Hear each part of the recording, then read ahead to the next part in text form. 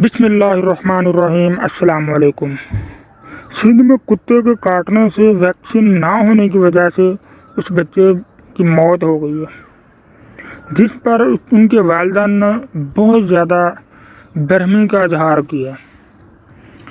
میں آپ کو بتاتا ہوں کہ مجھے یہ بتاؤ کہ جب کتوں کی حکومت ہو سندھ میں تو کتے کی ویکسین خود کتے کیسے دے سکتے ہیں؟ یہ سندھ حکومت کتوں کی ہے، جہاں ایک کتے کو مرتا ہوا نہیں دیکھا جا سکتا، مگر انسان یا اس کے بچے کو مرتا ہوا یہ حکومت 1000 بار بھی دیکھ کر انسان نہیں بن سکی۔ ایسے حکمرانوں کو بھی آوارہ کتوں سے کٹوا کر نہ بغیر ویکسین کو چھوڑ دینا چاہیے۔ دیکھتے جاؤ پھر یہ کرتے کیا ہیں۔ یہ تو پورے صوبے کا جو ہے نا بجٹ جو ہے یہ ویکسین پر بنانے پر لگا دیں گے۔ اللہ بے شک تو ہر ظلم کا حساب لینے والا ہے۔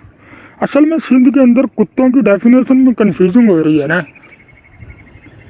اب ان کو سمجھ نہیں آ رہی کہ ویکسین سڑک پر کاٹنے والے کتوں کی چاہیے یا سندھ کی عوانوں میں بیٹھ کر کاٹنے والے 2 ٹانگوں والے کتوں کی چاہیے۔ میرے خیال میں تو فیصلہ سندھ کی عوام نے کرنا، جتنا جلدی فیصلہ ہوگا اتنی زیادہ جانیں بچیں گی۔ یہ میری بات ذہن میں رکھنا کہ عزت شرم حیا ان میں ہوتی ہے جن کی کوئی عزت ہو۔ یہ تو آخری درجے کی بغیرت حکومت ہے۔